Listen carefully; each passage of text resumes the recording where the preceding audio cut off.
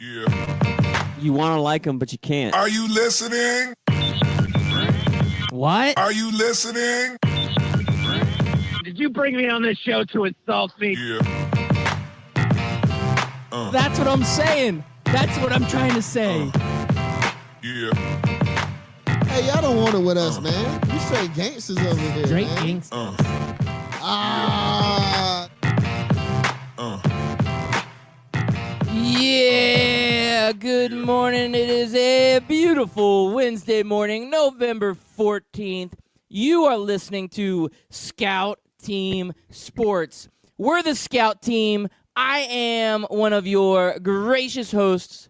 They call me Loudbeard. You are the most egotistical, self-deluded person I have ever met.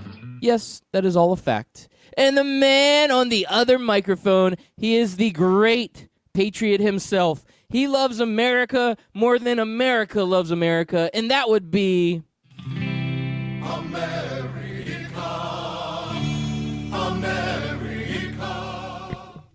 Yeah, it's your boy Chris America coming to you live this Wednesday, this hump day, this day after yesterday. Loudbeard, another great episode is on the way for our listeners who have been growing by the numbers. We are so excited to announce that all of our downloads for our podcast and our website have just been growing exponentially. So if you're new to the show, if you've been listening to our show, please add us at Scout Team Radio. Let us know who you are. Let us know how you found us so we can expand on that type of marketing and grow even bigger. And if you've been a listener of the show for a very long time, we also want to thank you. We also want to stay interactive with you guys. We love you guys. And Loudbeard, I love you too, buddy. I love the love, all getting loved all around this loving. And we're active on Twitter. Like you said, we love to be interactive. So tweet at us at Scout Team Radio. We read tweets live on the air, and we get interactive. We like to tweet back, and we will talk about anything and everything as long as it has something to do with, I don't know, anything. About love. As long as it has something to do with love. Like, you love the fact that Zach Smith is out there tweeting about anything and everything to make Tom Herman look like a fool. You love the fact that UCF crowned themselves national champions. You love the fact that FSU is doing really bad. That FSU is doing really bad. You love the fact that Draymond and KD are fighting over in Golden State. You love all of that. Just tweet at us all the love that you have at Scout Team Radio, and we will take it to the next level, and we will have a love fest here this morning. Wednesday mornings are great for lovers. You know, November 14th is exactly 3 months away from February 14th, which is the month of love. So I'm feeling the love, man. Feel the love. Man, we have a great show ahead of us. A lot of craziness going on in the world of sports. You got the middle of the week, good news stories coming out like Le'Veon Bell. He decided not to show up. We kind of thought that was happening, but we'll dive deeper into that. The Rams versus Chiefs. That's going to be a big matchup this weekend, and it doesn't look like it's going to be in good old Mexico. Things are happening over there. CFP comes out with their rankings. Nothing changes there. Not a lot to talk about, but we'll just kind of, gloss over it. Draymond and KD, the story just keeps getting better and better. NBA action and managers of the year announced for MLB. Tons of action ahead of us on the slate. But I'm going to get started with this Le'Veon Bell story, Chris America. I'm gonna dive deep into the stats. I pulled up the stat machine, and I wanted to give you a few of the details of this story. So just so our listeners know, Le'Veon Bell, the Pro Bowl running back for the Pittsburgh Steelers, has not played a down this season. Now, because he did not make the cutoff for the franchise tag signing day, that means he cannot play in all of 2018. He is done for the season. We will not see this guy this year. He left $14.5 million on the table by not signing that franchise tender. Now, the Steelers last year, they offered him a 5-year, $70 million extension, but there was only $17 million guaranteed in that contract.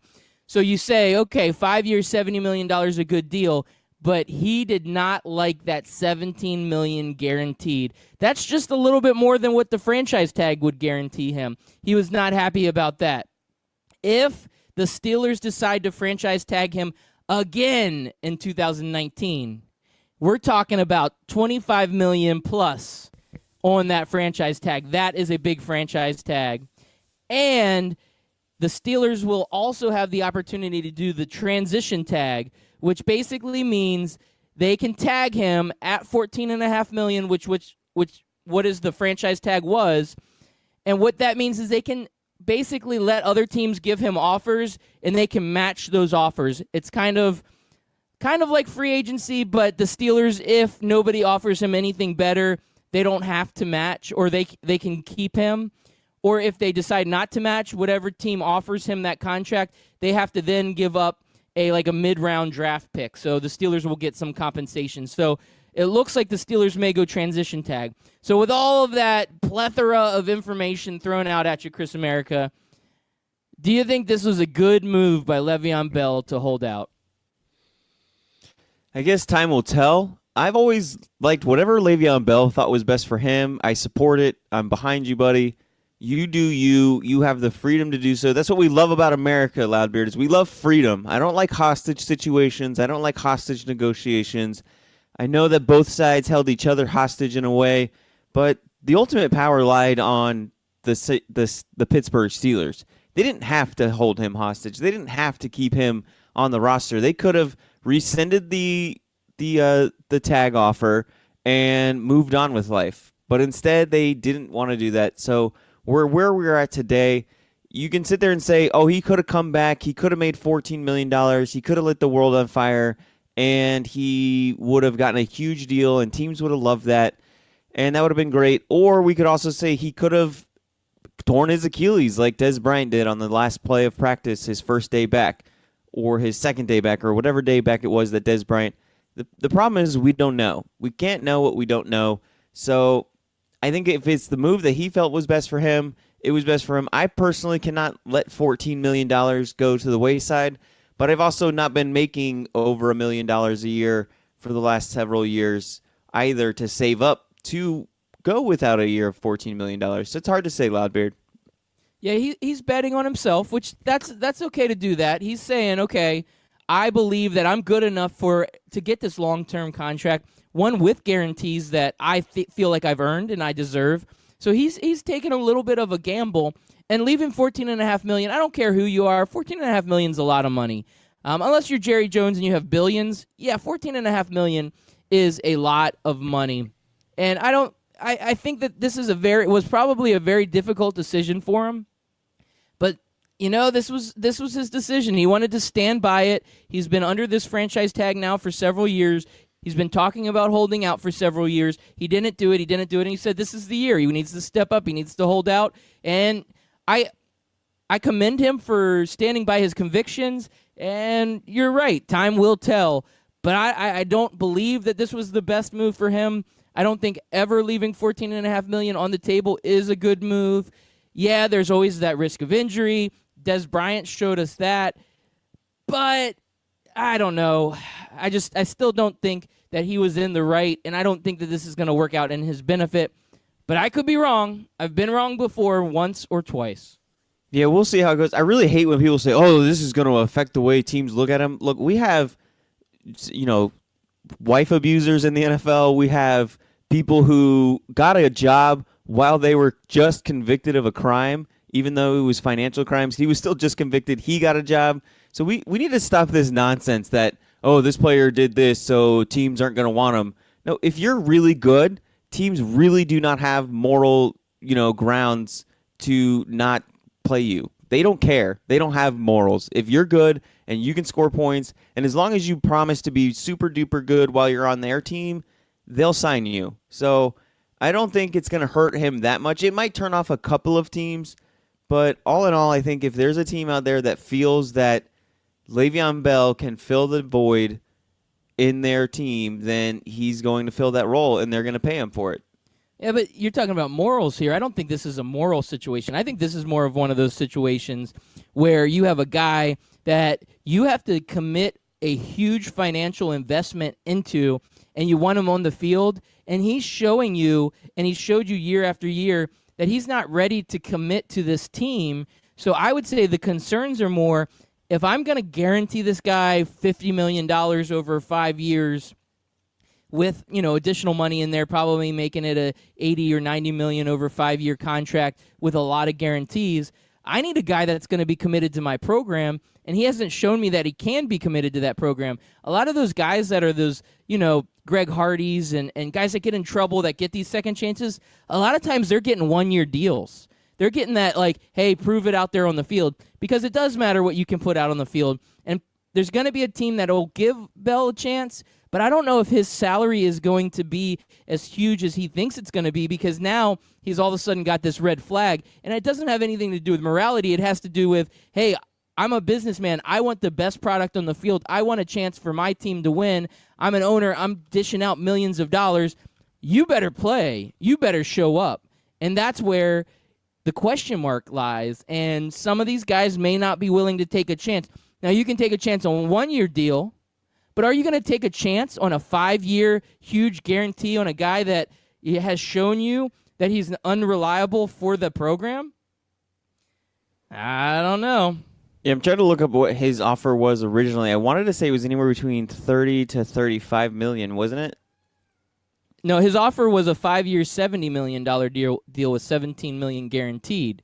That's what he got last year. The year before that, it was like a $60 million 5-year deal. I didn't look up what the guaranteed was on that, but we have a Twitter response in the house. Memphis Spence, great listener of the show, good friend of the show. We love that you're listening in, Memphis. He is saying that $14 million is a lot unless you're looking at $70 million guaranteed. Yeah. I completely agree with you, Memphis Spence. And I don't know if a team is willing to guarantee that much money on a guy that they're not sure if he's going to show up. And I'm going to compare this to Kirk Cousins. Here's the thing, though, Loudbeard. Okay. He showed up when his contract was in. From his rookie contract up until he became the franchise tag guy, he showed up. He was committed to the Steelers. He balled out every single day, making $800,000, $900,000 a year, whatever it was he was making to ball out. He showed up during that contract. And then when he got into the franchise tag realm, he held out once, and then he kind of, puttered around, and then he finally came back. And then he held out again. I believe this is his second time holding out. Is that correct? I think it's like the 17th, but we'll go ahead and just leave that be. Go ahead. But that's when he got into it. So if you're a team offering him a 5-year, $70 million contract, you're not worried about that, because when he had his 3 or 4 year rookie contract deal, he showed up every day. He went to every game except for the ones he got suspended for, but that's another story. He was there, and he balled out for the Pittsburgh Steelers. He played hard for the Pittsburgh Steelers. It's when we get into this little bit of a questionable franchise tag thing that I'm uncomfortable with. And you mentioned Kirk Cousins. I hated what the Redskins did to Kirk Cousins. I hated the fact that they held him prisoner. And I get what you're going to say. And it was awesome that Kirk Cousins took that gamble on his body and on himself to show up and play. And he was the other end of that spectrum. And you're right about that. Well, is it a gamble when you're getting paid $23 million on a franchise tag? It is when you blow out your knee and you lose the $100 million that Kirk Cousins ended up getting, right? No. I mean, I'm just saying it. You're right. It's a gamble every day you walk onto the field. So whether you're on a long-term contract, and we talk about the guarantees, sometimes those guarantees might be all you have, because you could say, okay, I've got a $100 million contract. If you only have $10 million in guarantees and you blow out your knee, all you're getting is that $10 million. So these guys are talking about guaranteed money. And yes, Kirk Cousins did gamble, and I don't think it was a uncalculated gamble by any means. He went out there, he played on his franchise tag, he got paid very handsomely on the franchise tag, like the $14 million that Le'Veon Bell would have had on his franchise tag. And Bell had gotten franchise tag the year before, which means he was getting paid a good amount then. I think it was in the $12.5 million range, if I remember correctly. I could be wrong there, but he's gotten good paydays from this franchise tag, and this is just another opportunity for him to get more money and then come out with another guaranteed contract at the end, again, barring injury, where Kirk Cousins did it the right way. He never held out. He always went on the field. He always played, and he got his huge contract, his $83 million guaranteed this year by the Vikings. And you know what? I'm just saying I am in the favor of these players going out and playing, especially if there's money. Like if he was on some rookie contract where he's making like $800,000 and he was performing like an Alvin Kamara, yeah, I would say, you know what, dude, you probably have a really good point. But he's getting paid $14.5 million on this franchise deal. I get it. I commend him for his convictions.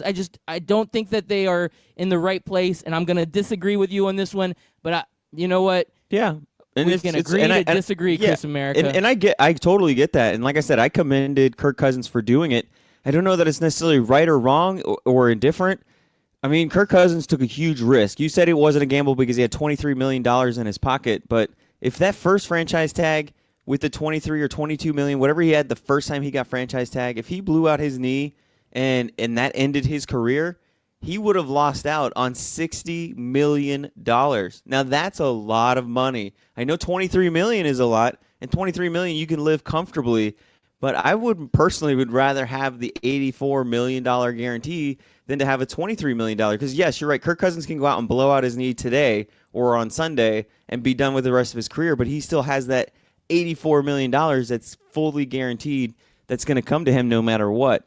And I think that's what Le'Veon Bell weighed, and ultimately he made the decision for himself. I don't know that there's a right way or a wrong way.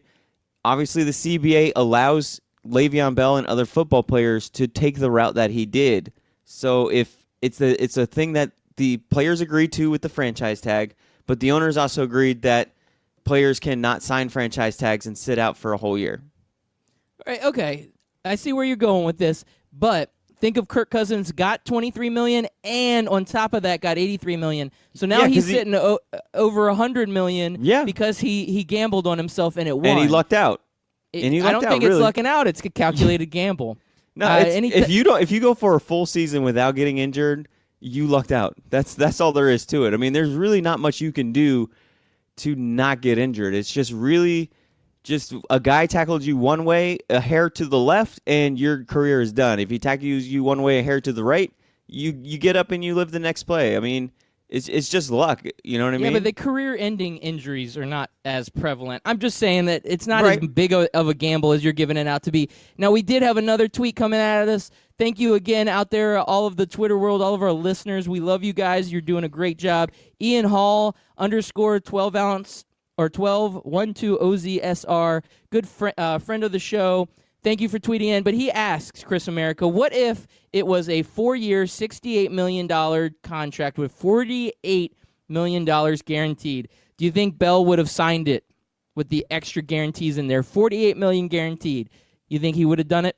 I would have to see what Todd Gurley and everybody got. I think what he's going to want to do to evaluate what he will take is he thinks he's a top 3 running back in the league. And I think he would look at the last top 3 contracts signed by running backs, and he would say, I either want at that or above that. So if that $48 million guaranteed, I'm not sure what Gurley ended up getting, but if that's at or above what Gurley got, I think yes, he would take it. I would say he should take it no matter what, and I don't care what Gurley gets paid or what he got paid. Gurley deserves it. Gurley is head and shoulders above anybody else, any other running back in the league.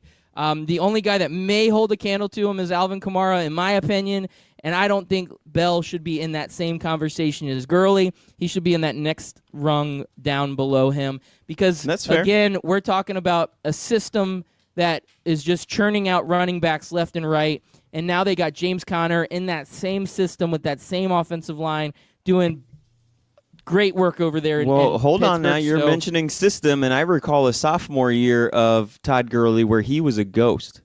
So if you're going to mention system, let's not forget that Todd Gurley wasn't always Todd Gurley. He had a great rookie year. Then he got slowed down big time with Jeff Fisher as his head coach. The second year, now that people learned what Jeff Fisher was doing with him, and they keyed in on him. Now he's in a really great system with a really great offensive-minded head coach. And so if you're going to throw out system, let's not pretend like Gurley has always been lights out no matter who his coach and no matter what system he's had. All right, so you're comparing it to a Jeff Fisher system. Do you really want to go there? I'm just Jeff saying Fisher, you Jeff mentioned Fisher, system. Compare you Jeff mentioned Fisher to a system. Mike Tomlin and a Sean McVay. I mean, they're in different hemispheres. Well, I'm just So- saying you mentioned the word system, and obviously Gurley can't be better or rise above the system. He has to have the system that's conducive to his playing style. It's just Cam like any Newton NFL. was in the Florida Gators system and couldn't Right. even hack it. And then he goes to What do you- Auburn and wins a Stop. national championship. So let's talk about systems. I'm just kidding. I'm going off the rails here. Don't get just me trying to started on get to you. Cam Newton, because out of all the players that should have been kicked off and banned from the college, it wasn't fucking Cam Newton. And what if I told you a laptop would have changed the outlook of the future of the Florida Gators? Tune in next week on 30 for 30. Oh, boy. What about Will Greer? Let's talk about him. Oh man, a computer and a drug missed test opportunities changed the future for of the Florida Florida Gators Gators. football. They're really great at recruiting quarterbacks, but can't keep the good ones, and then start Felipe Franks 2 years straight. My mind right lay off now my boy is Franks. absolutely blown. Huh? Lay off my boy Franks, man. All right, he had one good game. Okay, he one comeback at the end. I like it. All right, he there's other works things hard, going man. on in the world, man. Nothing you talk but love. You talk about Todd Gurley. Now, Todd Gurley, whether he's a system running back or not, definitely not. He is He's a not great going running to back. run in a trash stadium in Mexico where he could tear his Achilles, he could tear an ACL, an MCL on a tore up field. The NFL brings in outside advisors. They have internal advisors. They inspect the field. I can see guys out there with magnifying glass and microscopes making sure that this field is in good shape. But the field in Mexico is not good enough for the NFL. We say, bye, Mexico. We're going back to L.A., bringing it back to America. You have to love this, Chris Americas, because you're all America. I know you had to feel a little mixed emotions when you knew that the best game of the year potentially was going to be played on Mexican soil, and you're an American and you're Chris America. You must have had mixed feelings, because now the NFL has decided, due to the outsider opinion of Chris America as a field expert, they have decided to go back to America and play the Rams-Chiefs game in L.A. Is this a good decision? Are you excited about it? And I feel bad for all of the Mexicans that were excited about watching NFL football. What do you think? Yeah, I saw the field, and the field is horrendous. They've had several soccer games and concerts, and there's been nothing but rain there. So, yeah, you know me. We're always on the side of the players 90% of the time, and player safety is a huge deal. And you can't be – I don't even know what this stadium was thinking, hosting so many events prior to a football game that you don't get. I'm sure the NFL paid a lot of money to host the game there, or they paid the NFL a lot of money. I'm not sure how the contract works to send the game down there, but a lot of money is going to be lost from this game being moved. And I don't know if the concert, or maybe if it was your boy over there. Who's that boy that you love so much? Ricky Martin. Yeah, him. Yeah, Ricky Martin would have definitely been worth it, because Ricky Martin probably brings more money to a stadium than the NFL does. But no, God, why can't I think of his name now? Justin Bieber. Yeah, Justin Bieber. Is that I'm the so one you're bad at thinking names of? in the morning. Justin Bieber, yeah. If it was a Justin Bieber concert that ruined this, Loudbeard, you'd hate him even more. Or sorry, that if there was a Justin Bieber concert that ruined this game, you would hate him even more. But, you know, it's good to be back in America. I don't like taking away games away from, NFL fans. I don't like taking away games away from season ticket holders, because I don't think they change the prices that much when they move these games. So it was good. You're right. I am glad they brought it back. I knew you would be. America. And this is... America. I'm not going to finish that. This is the marquee matchup. Going into the season, I don't know that any of us... I mean, we had high hopes for the Rams. We weren't sure what the Chiefs were going to be with Patrick Mahomes. But now that we've seen what these guys are capable of, both teams, Patrick Mahomes, Jared Goff, Todd Gurley, Tyreek Hill, I mean, these are big names in the world of football. This is that marquee matchup. This is the matchup that everybody that is an NFL fan is going to want to watch. And you want this to be a quality football game. You do not want it to be one of those games where the next day all of the talking heads are just talking about how some professional athlete had a major injury because it was an awful field. Or you don't want the talking heads to just talk about, oh my gosh, the field conditions were so terrible that this was an awful game. It wasn't enjoyable to watch. The NFL wants the best game to have the best opportunity to get the most views and just be the best game of the season right now. And this is it, the Chiefs-Rams. This is the one we've been waiting for. Now, we did have the Saints-Rams, and yeah, that was a great game, but we're all talking about today. We're in the moment. We're talking about this week, and I'm going to just, be like a talking head and say this is the best game of the season until the next best game of the season comes along. But we need it to be on a good field, and I think this is a good decision. I like the fact that the NFL is expanding. They are playing the games in London. They're trying to expand to Mexico City. I'm sure that they probably would love to expand to Canada. There's probably some pushback there because of the CFL. But the NFL wants to be a international brand. They know that they are the biggest brand in America, but they want to expand, and I think that's great for the NFL. And moving to a game to Mexico City on paper seemed like a great idea, but in all actuality, when it came down to it, unfortunately, it just didn't pan out. And I don't know if the venue itself, whoever was managing that, mismanaged it by scheduling too much, or maybe they underestimated the weather. Whatever it was, this is a good move for the NFL because they're saying, you know what, this isn't worth it for our players. A lot of players were talking about sitting out. That's another thing. That would be a publicity nightmare for the NFL. If you have Todd Gurley and Jared Goff step up, not to say that they did this, but if they would have came in and said, hey, I'm going to sit this one out. I don't want to risk injury. All of a sudden you have a backup quarterback and a backup running back. Nobody wants to see that. Nobody. No, nobody at all. And Loudbeard, you're mentioning the Rams schedule, and this is what makes the NFL so much better, head and shoulders better than college football. I mean, I'm just looking at the last few Rams games. They've played Green Bay. They've played the New Orleans Saints. They've played the Seattle Seahawks. And now they're playing the Kansas City Chiefs. That is what a true grind is, what a true grind means to have. And I love it, man. And this is an exciting matchup coming up. You mentioned the Saints game and how exciting that was. I think this Kansas City Rams game is going to be just as good. And now these two teams get to fight for the 1 or 2 spot to see who gets to be one of the top teams. And this could be a Super Bowl preview. Without a shadow of a doubt, this could absolutely be a Super Bowl preview. And I'm kind of hoping if my Panthers don't make it to the Super Bowl, this is kind of like what I want to see is Rams versus Chiefs. Yeah, Rams-Chiefs would be a great matchup. I love the Saints right now. You can't not love the Saints because they are super hot, but they are in your division being a Panthers fan, so I'm sure that your love is not where mine is. I also wanted to throw out, we had a question here on Twitter. Kupp is out for the season, so Cooper Kupp, the great wide receiver. When did that happen? Last game. That was against the Saints, I believe. So Cooper he was Kupp my steal of the draft, and you're telling me he's gone? My fantasy team is ruined. He tore his ACL, and this week it came out that it was torn, and he's done for the season. Now, do you think that's going to affect this offense? I mean, it's a well-oiled machine, but just one gear gets a little rusty. All of a sudden, the machine may not be as well-oiled. I think the Rams have enough depth to be able to overcome this, but I don't know. Do you think this is going to have a huge impact on the Rams moving forward?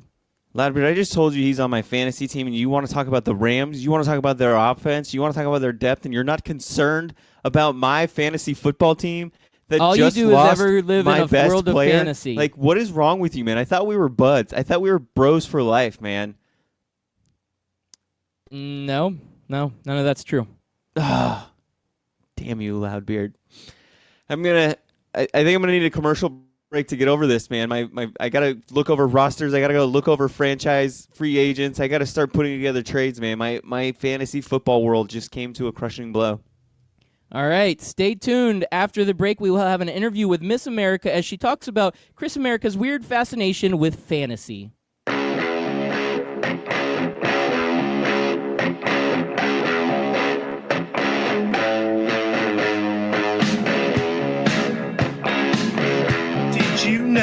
40 points on your credit score could cost you $40,000 on a mortgage? Thankfully, Lexington Law is here to help. Since 1991, Lexington Law has helped over 500,000 customers take action on their credit reports. Call 877-910-7472 to talk to a repair specialist now. Personalized credit consultation is free. Getting access to your report is free, plus free score evaluation with a recommended solution.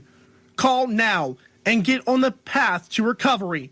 Call Lexington Law at 877-910-7472. That's 877-910-7472. Oh, it's summertime. And what's that mean? We're all heading off to the golf course. But don't go too fast. Make sure you go to 12ouncesportsradio.com and book a tee time. At the bottom of any page, you'll see Book Like a Pro. Click that banner, enter your course of choice or zip code, find a tee time you like, book that tee time, and you'll get up to 50% off, courtesy of 12-Ounce Sports Radio. Book like a pro, even if you don't play like one. Ring Central features all-in-one phone, messaging, and video conferencing. It's easy to use with unparalleled security. Ring Central simplifies things so you can grow.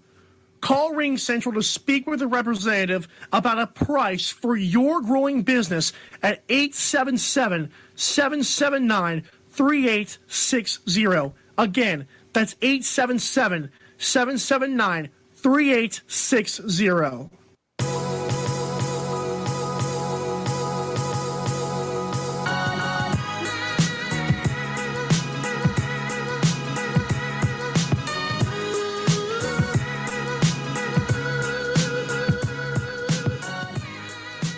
And welcome back on this beautiful Wednesday morning. You are listening to Scout Team Sports. We are the Scout Team. He's Chris America. I'm Loudbeard. We're bringing it to you hot each and every morning, weekdays, 6 a.m. and again at 11 a.m. on 12-Ounce Sports Radio. Also, we drop our podcast. As Chris America mentioned earlier, we keep getting more and more listeners. We love you guys. Thank you so much for listening in. We really appreciate it. Tell your friends, tell your family, tell everybody the Scout Team is here to stay every morning, or download our podcast. It's on Apple Podcasts, it's on Spotify Podcasts, and you can catch it on our website, scoutteamradio.com. With all that being said, man, it is a beautiful day, a beautiful time to be in sports. We talked a lot about the NFL. We didn't even have a game this last night, but we're still talking all NFL. But there was a lot of other action going on last night, and I'm going to just dive into the NBA here for a little bit, because I think there's a lot of great stories going on in the NBA. And the one, to me, that takes it most out of all of them is this Draymond KD situation brewing in Golden State. We talked about this a little bit yesterday, and things are just kind of escalating a little bit. Chris America, are you on there with me? You ready? You ready to go? No, he must be taking a nap. So Draymond Green gets announced that he has a one-game suspension. So there must be more to the story, right? We see Kevin Durant, Draymond Green the other night on they're on the court. They're arguing with each other. It's just a bad look for the Warriors. Right now, Steph Curry is out hurt. We talked about it earlier. Or actually last week, he has this adductor muscle issue. We don't know what's going on with that. We'll give you updates as we get more information as that comes out. So Steph Curry's out of the lineup. So you got Kevin Durant and Draymond Green, who are both extremely emotional guys. They're going at it. They're getting into it with each other, and we see it on TV, so we know it's happening, right? So all of a sudden we hear, oh, there's a one-game suspension for Draymond. Okay. Well, there's not one for Kevin Durant, so maybe the Golden State Warriors are taking Kevin Durant's side. Maybe Draymond took it a step further. Well, all the rumors are, or all the speculation is that this fight carried over into the locker room. It's not just what we saw on the court. This went into the locker room, and in the locker room, Draymond Green is calling out Kevin Durant about loyalty. He said, you're not wanting to stay. You haven't committed to us next year. You're going to test the free agent market. You're not loyal. You're not loyal to this team. And Draymond Green calls out Kevin Durant. I'm sure he said it in a much, let's say, vulgar way than I just explained it. And he gets a 1-game suspension. Now, with Steph Curry on being injured and Draymond getting this 1-game suspension and him and Kevin Durant now being at odds, and Kevin Durant comes out and says that they have not spoken since this altercation, are we talking about some bad news here for the Warriors? Is there possibly going to be a little bit of a meltdown?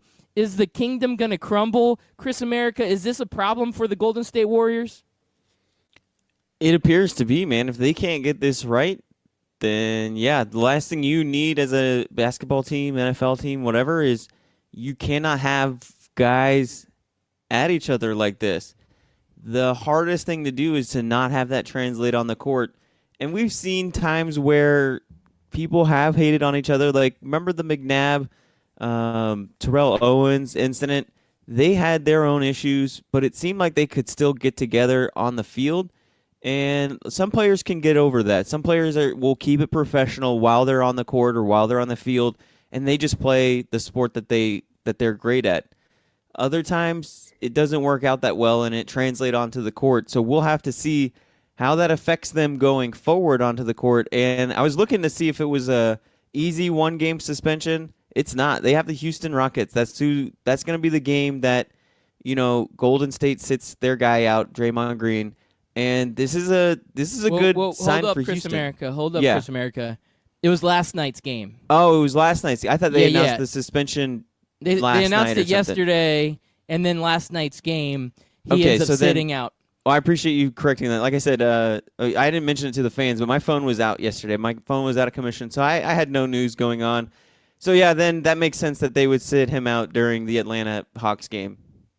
Yeah, and we'll call them a shorthanded Warriors. I mean, they still have Kevin Durant, and they still have Klay Thompson. I'm not going to say that it's really like that shorthanded, but, Draymond's out, Steph's out. I guess you could say Boogie Cousins is out. He's never even played for him yet, but he's still on the team. So they're a shorthanded. Insane. Isn't that insane that they can lose 2 of their top players and they still have 2 of their top players? Yeah, that's the definition of insanity if you have it up to me. And they go up against if any the other Hawks NBA last team night, loses right? 2, if any other NBA team loses 2 of their top players, they're automatically a lottery team. Well, like the Hawks. Yes, like the Hawks, who are 3-11. Now the Hawks don't even have I could go down the lineup for you, and you may not even recognize any of the names. So I'm just gonna say the Vince Carter led Atlanta Hawks. You would probably know Trae Young. He is their early draft pick, the one that I wanted the Magic to pick. But between Trae Young and Vince Carter, those are the only names that you're going to probably recognize on this lineup. So I remember the Hawks when do Vince not win. Carter played, the NBA had 8 teams. The 3-point line hadn't even been invented yet. The NBA was a totally different game when Vince Carter played. Yeah, they had to walk came to the uphill scene. both ways. They had to walk up in the snow. The court. In fact, people don't know this, but a lot of NBA arenas were also the hockey arenas, so they didn't even change out the ice. So a lot of NBA teams had to play on the hockey rink back in the day when Vince Carter was playing basketball when he first came into the NBA. Man, those were the good old days. I miss those days. Those were the good old days. Those were the real good old days. So Vince Carter, he's joined the AARP and still is playing in the NBA, but he tries to lead the Hawks to a big win over the Golden State Warriors. It just doesn't happen. It's 110-103, pretty close matchup. Trae Young has a good night. Vince Carter has a good night. Okay, so they do get well, but they are still going up against Kevin Durant and Klay Thompson. So easy win there for the Warriors. Nothing to worry about there, but now they got to bounce back. Yes. I have some bad news for you, bud. No. You remember all that money you just spent? You just poured in like thousands of dollars into your 1-in-81 Cleveland Cavalier shirts? Yes. Yes. You got to send them back, buddy. are there returns allowed for this deal that you got? I don't know. The contract was in Chinese, and I couldn't read it, so I just signed it anyway. So you just signed it? Yeah. So that's where I you're gonna import need- all of my T-shirts from. maybe you just take a Sharpie and you can X out the 1 and put in a 2 because the Cavaliers disappointed you and they won last night. So all of your 1-81 T-shirts, they got to go, man. How bad do the Hornets have to be to lose 89-113 to the Cavs? I mean, what is this all And weren't about? they wearing those atrocious uniforms too? I don't. Yeah. I mean, everything went wrong for the Hornets last night. Like how like seriously, I'm gonna ask this question one more time. If anybody out there on Twitter is listening, I need an answer. You can chime in if you would like. How do the Hornets lose 113-89 to the Cleveland Cavaliers? This is like the greatest week in Cleveland sports history. The Browns and the Cavs won in the same week. This hasn't been done since 1818. So this is a monumental day. That was when Vince Cleveland. Carter was drafted. The year Vince Carter was drafted by horse and buggy or horse and wagon. They didn't even have cars invented back then. That was actually the That name was of the his last team. time Cleveland had two teams that won in the same week. That was the name of his team. It was called the Bowling Green Horse and Wagons. That was a professional team before they moved to Cleveland, actually. What is going on? I saw that also, Chris America, and I'm like, what? I was like breathless. Like I couldn't even speak. Like the words just wouldn't come out of my mouth because And I have confirmed the Hornets lost to the Cleveland Cavaliers in those atrocious orange and blue, like half top orange and half bottom blue, like ugly ass uniforms the Cleveland Cavaliers have decided to play in. I think that's the main reason why LeBron James left, is they showed him that uniform concept and they said, we're going with this. And he's like, then I'm out of here. yeah, some of the fans have dubbed it the Tide Pods uniform. So they're going straight That's a Tide good one. Pods. That's a good yeah. one. I've seen I that think if- floating out on Twitter. I think if you're going to tank, you need to dress your team up to make them feel bad about themselves. Because if you feel bad, you play bad. So they're really trying to make this tank go all the way through. But you're right, it didn't work against the Charlotte Hornets. Yeah, I don't know what the deal was. I'm going to be honest with you. I didn't actually watch this game. I just Oh, saw I didn't either. some of the highlights. I can't remember if Kimba was playing, but you know the Hornets. They've got one great player. The rest of that team, I don't know what the deal is, but Kimba Walker, his talents are being wasted in Charlotte. I think he needs to come to the Orlando Magic and be on a real team, and where he can lose gracefully. At least he would be in Orlando. It's like beautiful weather. It's great. Yes. There's Disney World. Come Yes, on. Kimba- There's taxes are better. Come on, Kimba. Kimba Walker. Join the crew. Kemba Walker played last night, 35 minutes, 51 seconds. He was 2 of 16 from the field, 1 of 7 he from was the three-point problem. land, and he scored a total of 7 points. The leading scorer last night for the Charlotte Hornets was the well-known, the greatest player of all time, future Hall of Famer Jeremy Lamb, scored 22 points for the Charlotte Hornets. Okay, so I was propping up Kimba, and he was part of the problem. He had an off night. So He was I probably still looking at want him those to awful Orlando. uniforms. It made him feel bad. Let's lower his trade value so we can afford him over in Orlando. That's all I I like want. that. I like Tony. I mean- Tony Parker played last night as well. He scored 9 points for the Charlotte Hornets. Oh, good for Tony. He was drafted a year after Vince Carter. Also, well-known athlete, like I said, another future Hall of Famer for the Hornets, Willie Hernan Gomez. Oh, he's all right, man. How do He's you not a- say that? Hernan Bismack's Gomez. You on that said it team. I didn't right. know Bismack was on the Hornets. Yeah, we got rid of him in Orlando. Yeah, 6 minutes, 0 points. One more. Yeah, he I was can't worth believe we every- paid that guy $17 million a year. I don't know what we were thinking. One other game last night, and this one is also of note because the Mellowless Houston Rockets go out there and get another win, 109-99. They move their record to 6-7, which is still disappointing, but now they're on a little bit of a winning streak. You're seeing that chemistry come back together. I think, obviously, Carmelo was the problem. Good for them for getting rid of him early, and good for them for getting another win. And, let's see what the Rockets can do. I think they're going to bounce back. And it was a tough tough battle last night. They're going up against the Denver Nuggets, who the Nuggets are a great team. 109-99. It's not like they were going up against the Hawks or the Hornets or the Cavs. They were going up against another playoff caliber team, and they get a big win last night. And all of their stars, all their starters were in double digits. Their six-man, Eric Gordon, was in double digits. You had Capella has a great game. You have Harden doing his thing. Chris Paul's out there doing his thing. This team is finally coming together, and all it took was the cancer known as Carmelo Anthony to be removed from this team for them to start to be successful again. Yeah, the big three, Capella, Harden, and Paul, they all score over 20 points. That's how the Houston Rockets need to play every single night, is get your main guys getting over 20 points, contributing on all sides of the ball. You know, James Harden had 11 assists. Just keep it going, keep that ball rolling, and now they have a chance to keep it moving against the Warriors. We mentioned that they play them, and now they get, they get that thing going. Apparently, Hernan Gomez is a common name in the NBA because I'm looking at the stat sheet, and Denver has a Hernan Gomez. When did the Hernan Gomez take over the NBA? They're twin brothers. Are they? I have no idea. His name is Juancho. I want my name to be Juancho. You will now refer to me as Juancho America. We're going to take the stat sheets away from you because you have way too much fun with those stat sheets. Yes, I do. Juancho has way too much fun with the stat sheets. You are correct. All right, so I'm going to move on from NBA. I got a couple other places I want to go. This one I'm going to do quickly. CFP goes unchanged. The playoff committee, they do their big announcement Tuesday night on ESPN. They do their top 25. Top 10 does not change at all.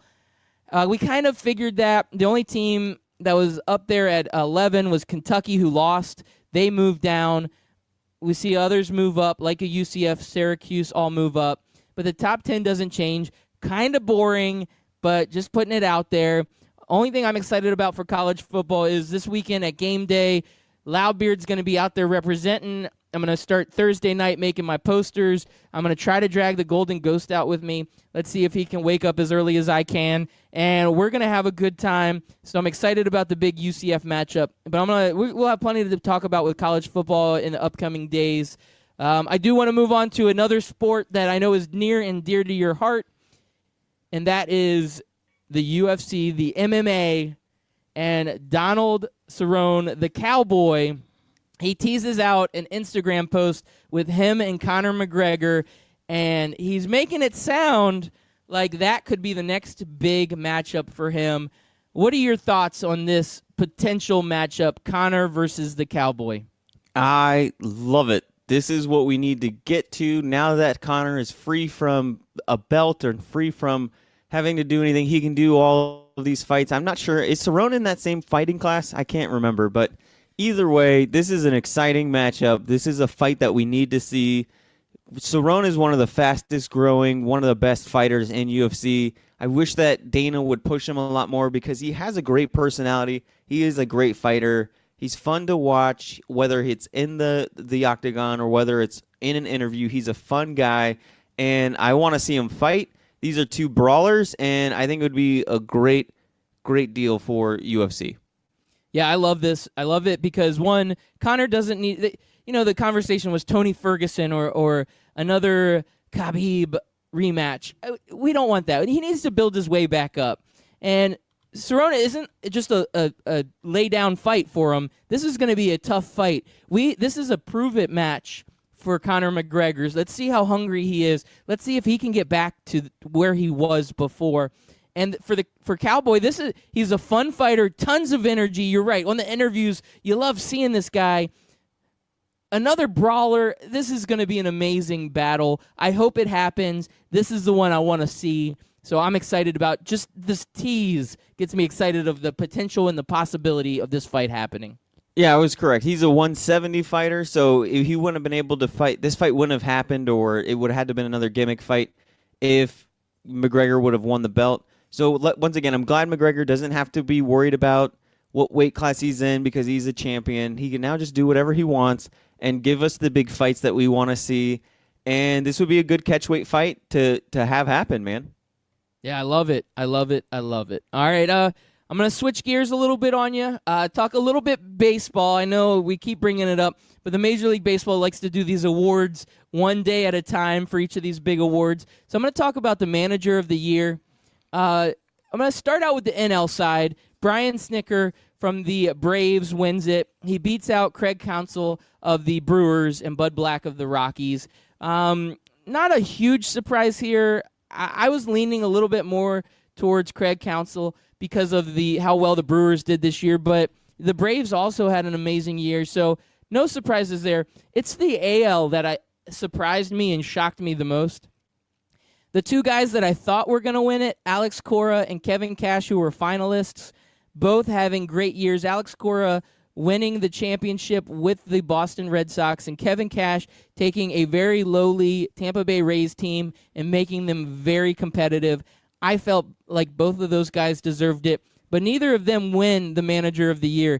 It is the Athletics manager, Bob Melvin, who wins this award, and he wins it, and he takes a team that is like a 70-something win Athletics team. He brings them up to about a 90-something win team that makes it to the wild card game against the Yankees. So he had a great year, and he's very deserving of this award. I was just surprised that Kevin Cash or Alex Cora did not win it. I thought Alex Cora was a slam dunk Manager of the Year, and I was surprised that he did not win this award. Any thoughts on this one, Chris America? Yeah, unfortunately, I think we see it today that Manager of the Year, Coach of the Year doesn't go to who had the best record or who did the best. It's really just I don't know what the word is I'm looking for. It's just kind of like hey, you did the best with what you had award is really what it boils down to. Is we try to find the guy with the least amount of talent who got the most out of his team rather than give it to the guy who basically led his team to the World Series his first year. I think people looked at the Red Sox lineup. They saw that it was a good lineup, and Alex Cora was just that little bit that got him over the hump, but I guess they don't see that as good as what the manager over at the Braves did. So it's just that's always like I looked at the SEC Coach of the Year candidates, and it's Dan Mullen, Jimbo Fisher, what's his name over there, Ed Ogeron, and Bob Stoops over at or it's not Bob Stoops. Is it Bob Stoops? No. What's the Stoops name over there? Now that you said Bob, I'm just going to keep saying Bob. You're just going to keep saying Bob. All right, so Stoops over at Kentucky.